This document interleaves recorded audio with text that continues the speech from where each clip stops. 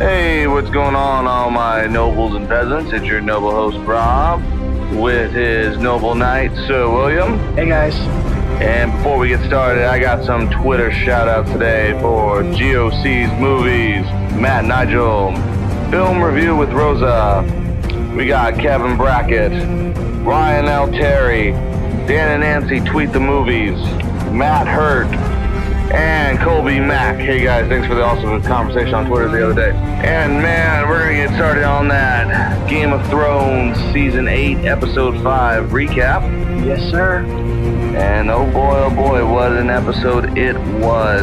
And we're gonna be discussing what does the future hold for Westeros now that Dany has taken the Iron Throne and more. Alright, Sir William. Let's get started. Let's do it. So, we saw in the last episode, man, what can you say? Dany went full Targaryen. She did. She went full Targaryen, and you know what? You never can go full Targaryen, man. So, quick recap. What did we see? We saw, we pretty much saw all our favorite heroes being the bad guys. Right. That's what we actually saw, and I think that's why a lot of people were upset. There's a lot of backlash going on Twitter right now. There was so much backlash off of this episode. People are actually on their Twitter accounts saying, hey, let's be civil with one another, What? even if we hated the episode. Yeah. And I was like, you guys must not have been in the conversation I was in, because we were having a blast over it. We saw Dany take the Iron Throne, just obliterate everybody. Obliterated the Iron Fleet, took Euron's fleet out. Yes, indeed. Took out all the Scorpions on the castle walls, so that didn't even make a difference. No. And she took out the Golden Company with ease. So it's a good thing Cersei didn't have those elephants, because that really would have been a game changer, huh? Have a roasted elephant? Yeah, have roasted elephants there in the front of King's Landing. Wow, so then, we saw the big twist, which everybody's talking about. We saw the bells go off, and actually Cersei and King's Landing surrendered. No, I'm just kidding. That's not the twist. The twist was that Dany went full Targaryen, and Dany began to burn down King's Landing with incredible efficiency, going as Dario Naharis told her, street by street, burning the women, children, men, didn't matter who, Lannister soldiers, and giving basically a cue for her army that entered the town along with Jon Snow to just slaughter everybody. And then she burned the Red Keep, too, and that surprised me. At that point, I was like, wow, she's really going all out. She's burning Cersei right down to the ground. We saw a Clegane Bowl. I know, that was really good. I was so excited for that. As humorous as I thought that was, I actually thought it was done pretty good. It was, definitely. I mean, it was like 39, and Sandor came through for the TD through the eye. And then right through the fire. Clegane Bowl. Yeah, it was ridiculous. Then we saw, the big, one of the big fights, actually, one of the better moments I actually loved of that whole episode was Euron and Jaime's fight. Really? You like that? Yes, I did. It was the only time I really liked Euron, because I love when he's all like, calls Jaime out and says, you hear that? That's the sound of a town dying. He's like, it's over. And that's one part I enjoyed. And then, that was a good I just did not expect him to stab Jaime the way he did. And then we saw, Jaime killed him, of course, because Euron was an idiot. He was. Didn't go for the throat shot, went for the side shot again, as if the first one didn't kill him. He thought maybe second time would do the charm. I don't know. Slowly kill him, I guess. And then we saw, basically, Cersei and Jaime reunited, die underneath the, collapsed, or supposedly the collapsed Iron Throne that she was so hell-bent on protecting, which, to me, I thought that was more unsatisfying than what everyone's talking about with Dany, which we'll get to. But I actually thought Cersei's death was, very, very, very, very, I don't know, I did not really enjoy it too much. It wasn't my biggest, I wasn't a big fan of it, and everyone's like, "Why? It was so sad." And I'm like, "Because you're talking about the people who orchestrated, one of the people that orchestrated the Red Wedding, or at least someone who was okay with the Red Wedding at best." Jaime has killed his cousin, killed countless people, killed Rickon Karstark's sons. cold-bloodedly. So let's not even talk about this whole feeling bad for Jaime and Cersei there, because it ain't even happening. Not to mention your sister, bro. Gross. And gross, man. All right. So let's get to some of the funnier stuff here. So everybody is upset with the big twist of Dany Dany basically going over to the dark side. Yeah, I was about to say the dark side. I mean, honestly, not even surprised. Did not. No, I'm not either. I mean, I knew it was coming. Did you? I did. I mean, as soon as you were right about it, but did you really know it was coming? Well, off that one scene where you said the burn from that one scene, did you guess they were going that way? Or was it really something you guessed throughout all the years of watching Game of Thrones? I mean, there's been so much already saying, oh, she would actually do this. And yes, people, it's in the show. Season 2, Episode 1, when she gets to Karth and she's talking to the leader. She says, I will burn down cities. I will burn my enemies. Mm. Her vision at the end of Season 2. We all thought it was snow at the Iron Throne, but we were wrong. It was ash. Mm-hmm. And honestly, it led me to not even be surprised, because as soon as he heard those bells and they pan shot right to her, I'm thinking, she's about to say, fuck you. Now, there's two things about that whole bell thing. Now, I actually interpret it as a couple ways. Some people interpret it as different ways. Now, was it me, or did it seem like they rang the bells throughout the whole city to surrender, except in the Red Keep? Or was it a thing of basically they did surrender, because Cersei did seem to give a look of relief when the bells were ringing? Yes. However, though, for me, when I was watching it, I was like, no, screw that. You're going to surrender now? We're past the point of no return. The reason I say that, and she's a Targaryen, man. She's a Targaryen. This is what Targaryens do. Exactly. Before they lost all their dragons, this is what the Targaryens would do. Maegor the Cruel, that's why he's called the Cruel, is because when the Faith Militant came the first time, he burned the sept down with all the Faith Militants in it, the sparrows, basically. I actually took it as the scene of when Dany entered the city and everyone finally surrendered. It had to take her to land Drogon on the wall to show the Lannister armies it was over. She had to burn the fleet. She had to burn all the scorpions along the wall, and then they rang the bells and surrender? I would have been like, no. You know what? Fire and blood. Fire and blood. I mean, you got to really think about it. What would you do? She lost her best friend. She lost all her friends. She lost Sir Barristan. She lost Jorah. She lost Missandei. Yes. She lost 2 of her dragons. She lost all the loves of her life, including Jon, who's also distant from her now. Mm-hmm. So think about it. What would you do in the situation of when you have all these people throwing so much shade at you and basically destroying everything you ever loved and dreamed about, and then you finally get there, and they're still doing it. They're still all the way to the very end. And then they ring the bells after you destroyed their army. It's like almost getting right to Cersei's face, and then Cersei saying, okay, I give up now. It's like there was no point. There was no going back after that point. Do I think what Dany did was wrong? Yeah. But do I think it was necessary? Yes. She also said it, too, in the show. I have no love here in Westeros, not like I do in Essos. Yes, exactly. All I have here is fear. Missandei said, too, Dracarys, before she got her head chopped off. And if anybody does not know what that means, it's burn in Valyrian. Yeah, it's fire. But I actually, to be honest with you, I enjoyed the episode, and I think it's. I believe you were telling me there was an article that was out about this whole episode, about people who are actually petitioning HBO now. Yeah. All right. So the story goes is a lot of people were so upset with how they had this whole entire episode go, even just how this entire season has gone so far. They feel like what we've actually said on the show is that the writing has been so sloppy, so slow, and it's been lazy and rushed. Mm-hmm. and a lot of them have wrote a petition to HBO to have the whole entire season rewritten with competent writers, because nobody has faith in the creators of the show anymore, the original writers.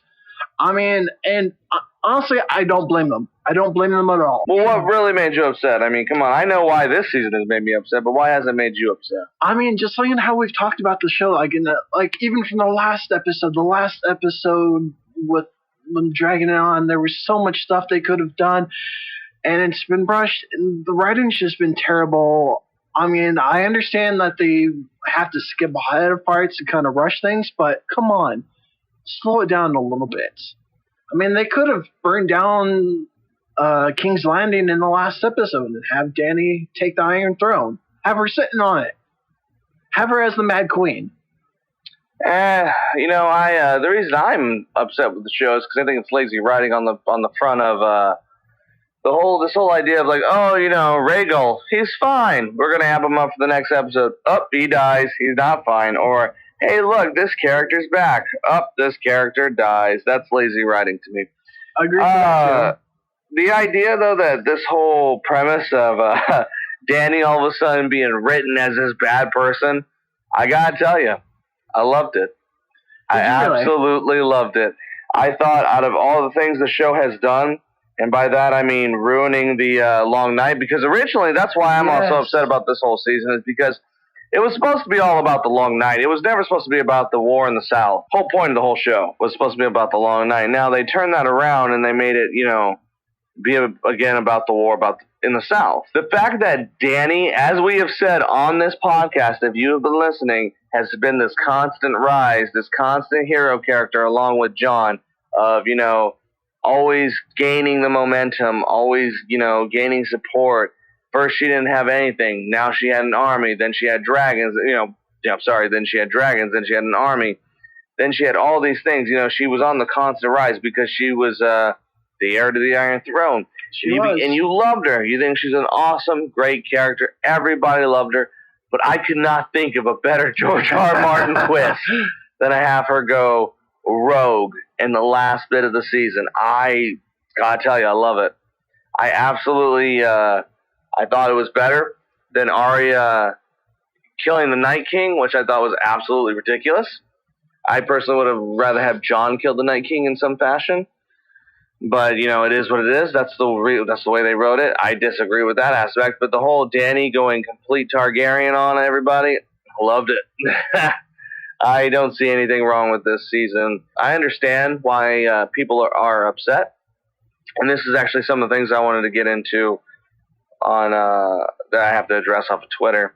One of our podcast friends proposed a question, and it was, can you grade Game of Thrones by the source material and the show at the same time, the book and the show?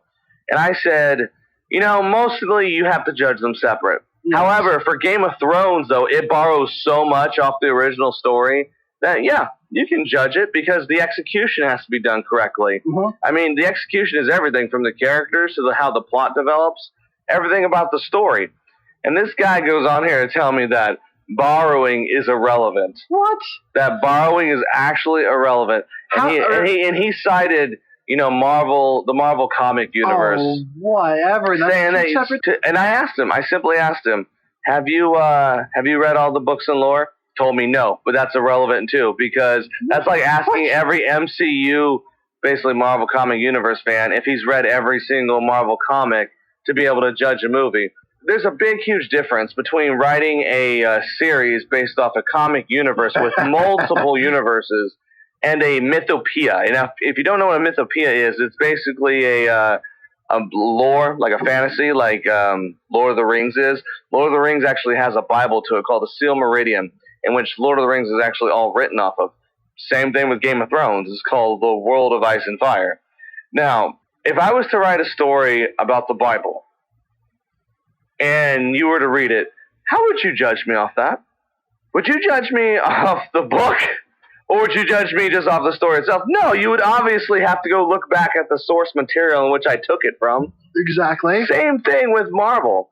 Now, if I took a story from the Marvel Universe, and I just threw it out there, and everyone was like, no, it's crap, and you liked it. I mean, wouldn't you have to go back to say, hey, why didn't everyone like it? Oh yeah, because they completely veered off the source material.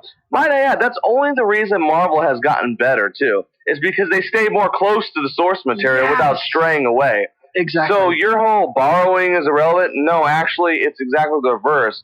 The more you borrow from the source material, the better you are. Mm-hmm. Same thing with DC, man. The more they actually take and stay close to the source material, the better they are. And you want to have this talk about why Game of Thrones is getting awful?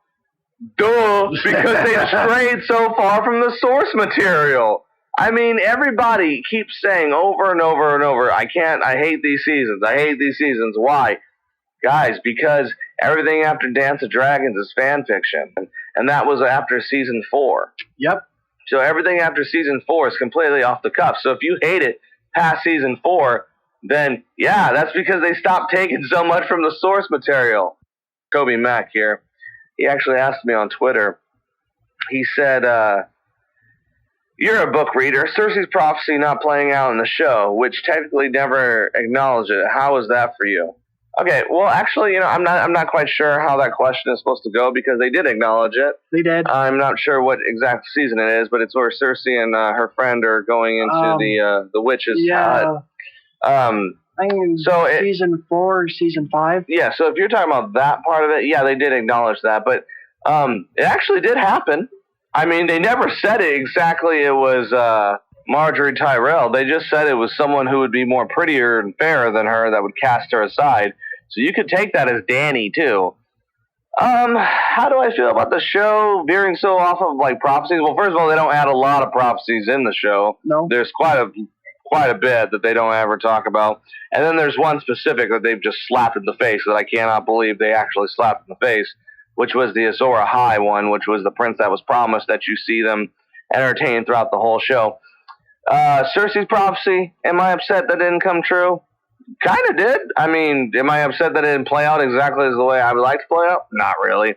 I judged the show, like I've said before, different, but I judge the show and the book different. However, I still do judge the show off of the book because you cannot write a fantasy based off a mythopoeic like Game of Thrones and think you cannot judge it off the source material. It's ridiculous. Would you read another story off Lord of the Rings and not judge it off the original Lord of the Rings books? I mean, come on now. I mean, that's such a silly question to ask. I mean, seriously, you'd be... I mean, if you were like... I mean, anyone who would just be like, an orc? What is an orc? Where'd they get the orc from? I mean, it's like, come on now. How did that happen? No, I mean, what's how you've been saying? I mean, you have to go off of it. I mean, and if people are gonna get mad about this, I mean, you can even go back to Harry Potter. People judge that off of the books as well. I mean, there have been so many movies and so many TV shows made off of books that you go off the source material, the original books, and you take it from that and you rip it apart. And they're always better when you go off of the book. Exactly. You made a great point. Harry Potter went pretty close to the book. Harry Potter's a good movie series, good film series. A show that didn't go off the book, The Mist. Right? Terrible show series. So I really think people who say that are irrelevant. Well, I think that question's irrelevant. It's kind of funny. I was just having this conversation with somebody the other day, and I was talking with a group of people, and we were talking about Game of Thrones, and this person had the audacity to tell me that Game of Thrones is like Lord of the Rings. It is kind of, in a sense. Well, it is. In a sense, but there's so much different, though. Yeah, they are. They're very different. They are and they aren't. I'll tell you how they're similar, and it really is judging apples to oranges. And this is an interesting topic. I've actually had this conversation with people before too. Which is better and bigger, Lord of the Rings or Game of Thrones? Lord of the Rings. It is obviously Lord of the Rings. Because they follow the books. Well, no. I mean, I mean the sense you were saying what is bigger and is grander, like in the sense of lore and like what's more. Like I said, it's apples to oranges because.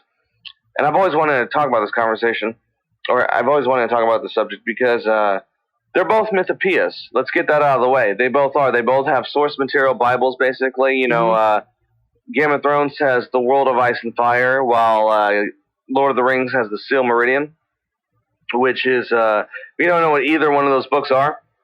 you're missing out because they're both the Bibles of all the books. Basically, Silmarillion, Lord of the Rings, great. It's a bunch of poems in Elvish, English. I mean, all kinds of stuff about how the orcs were created, about how the whole world was created. World of Ice and Fire is basically about the whole history of Game of Thrones, all the houses that exist in Westeros and the known world, and every aspect of the world of Game of Thrones.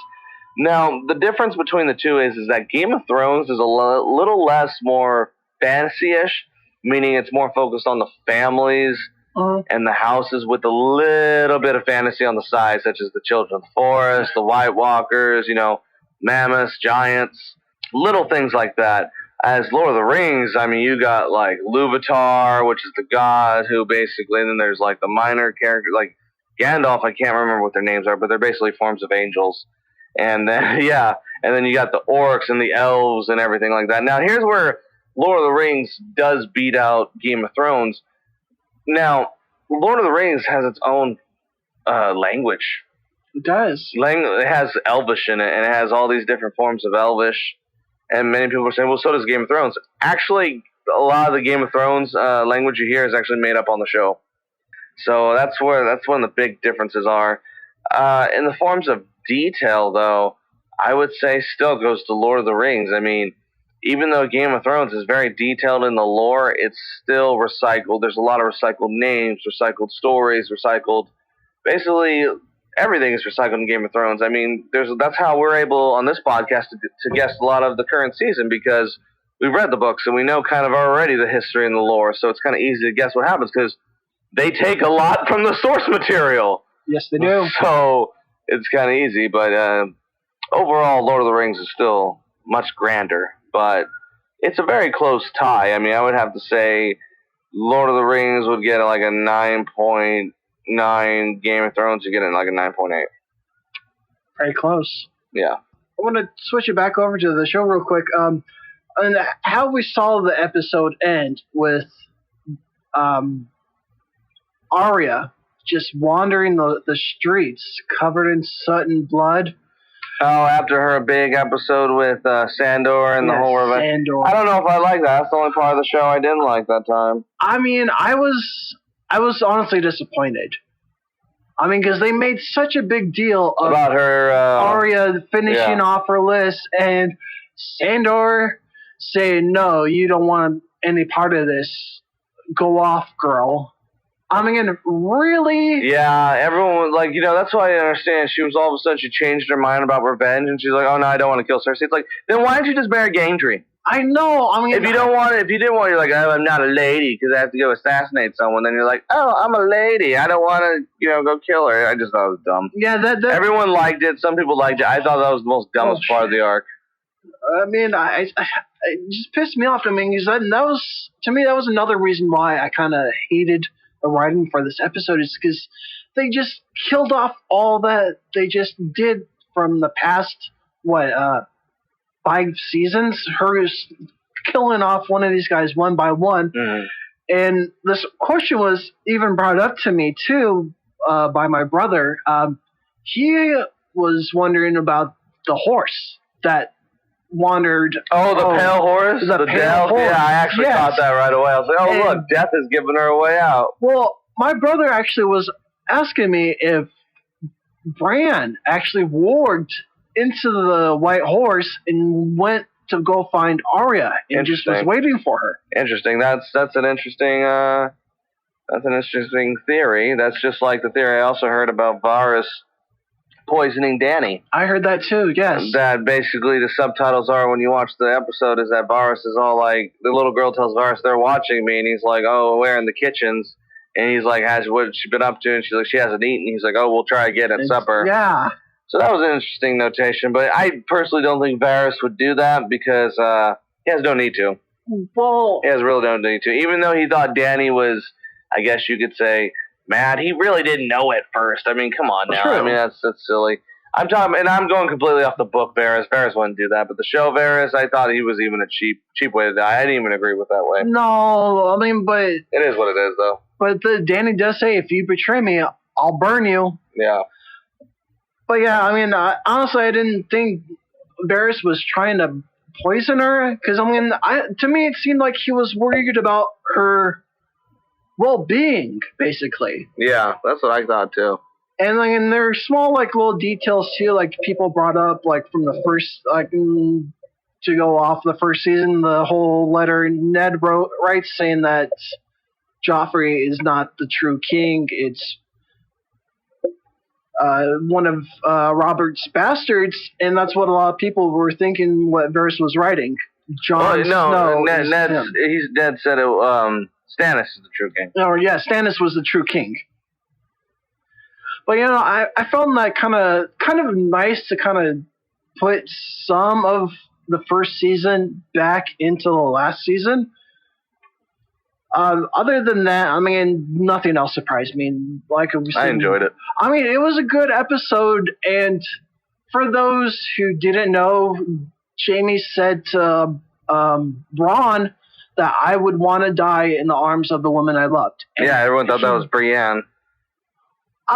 No, his true love, as always, was Cersei.